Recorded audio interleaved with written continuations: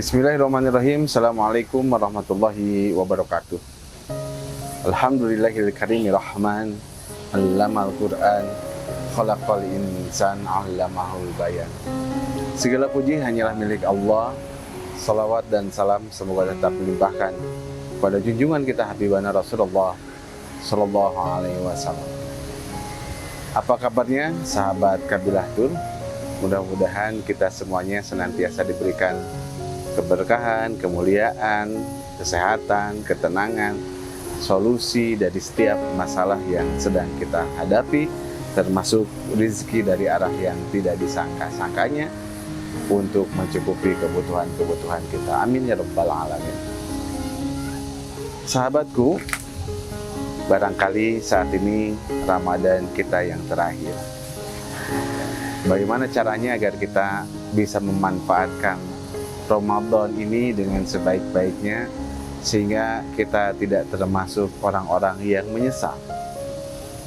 Suatu saat Rasulullah SAW selepas daripada khutbah Idul Fitri, Rasulullah SAW masih dalam keadaan berdiri di sekitaran mimbar mengucapkan amin, amin, amin 3 kali.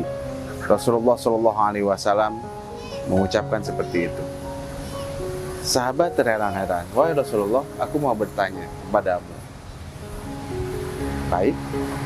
Kemudian yang ditanyakan, apa yang terjadi? Tidak ada yang berdoa, tapi engkau mengaminkan hingga 3 kali.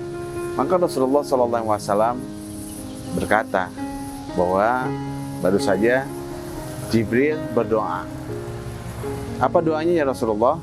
Pertama, jangan kau terima ibadah orang yang dia masih punya dosa kepada suaminya. Berarti seorang istri yang masih punya dosa kepada suaminya. Amin. Kemudian doa yang kedua adalah, ya Allah, jangan kau terima seorang anak yang berdosa, durhaka kepada orang tuanya. Maka Rasulullah menjawab atau mengaminkan lagi.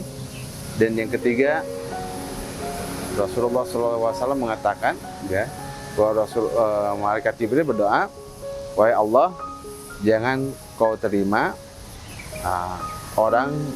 ibadah puasanya orang-orang yang mereka tidak sempurna sholatnya. Kemudian Rasulullah SAW aminkan juga. Dari pelajaran kisah tadi ya, dari hadis Nabi SAW, kita belajar bahwa kita tidak mungkin menjadi hamba-hamba yang diterima ibadah Ramadannya kalau kita tidak termasuk orang-orang yang baik kepada suaminya, kepada pasangan hidupnya, kemudian seorang anak baik kepada orang tuanya, dan kita termasuk orang yang baik ke tetangga ya, baik itu sikap, perilaku, akhlak. Maka ini jadi pelajaran bagi kita agar kita senantiasa menjaga hubungan baik dengan sesama. Di hadis yang lain Rasulullah SAW pernah bersabda, afsus salam wa atimut ta'am wasilul arham kum bil laili wan nasunniya sumadkhulul jannata bisalam. Tebarkanlah salam, kata Rasulullah. Wa atimut ta'am, berilah makan orang-orang yang kelaparan, orang-orang yang membutuhkan makan. Wasilul arham, sambungkan silaturahim.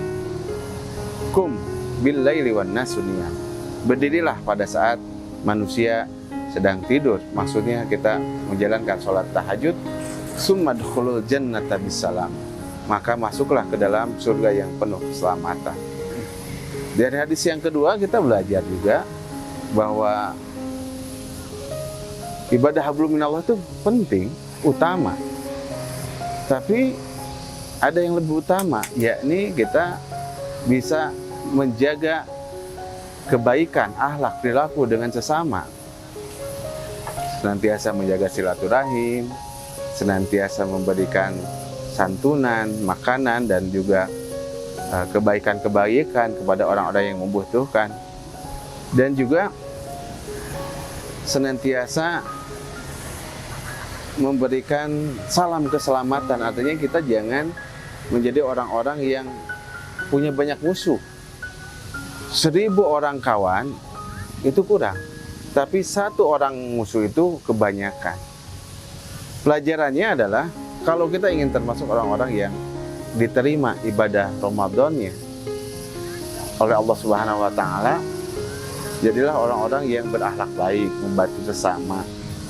Karena percuma ya kita jadi ahli tahajud, jadi orang yang jaga saum wajib dan Senin Kemis, tapi kita kurang baik dalam akhlak, perilaku, dan hubungan kita dengan sesama manusia. Puncaknya ibadah itu akhlak. Jadi ketika kita ingin mengetahui seberapa makbulah, mabrur mabrurah, katakanlah ibadah umroh. Kalau kita ingin tahu siapa yang mabrur dan makbul yang di ibadah umrohnya atau di belahannya, lihatlah orang yang ketika pulang ibadah umroh ataupun pulang ibadah haji, akhlaknya semakin baik. Ya. Dari kikir jadi dermawan, dari meluap-luap emosinya, gampang marah jadi pemaaf dan penyabar. Dari orang-orang yang senantiasa masam mukanya, ya, jadi orang yang senantiasa tersenyum. Itulah kunci ibadah Ramadan kita diterima. Jadilah hamba-hamba Allah yang semakin baik akhlaknya, karena puncak daripada ibadah yang diterima oleh Allah adalah ketika kita mempunyai kesempurnaan akhlak, kebaikan akhlak daripada sebelumnya. Demikian yang bisa disampaikan, mudah-mudahan bermanfaat. Wassalamualaikum warahmatullahi wabarakatuh.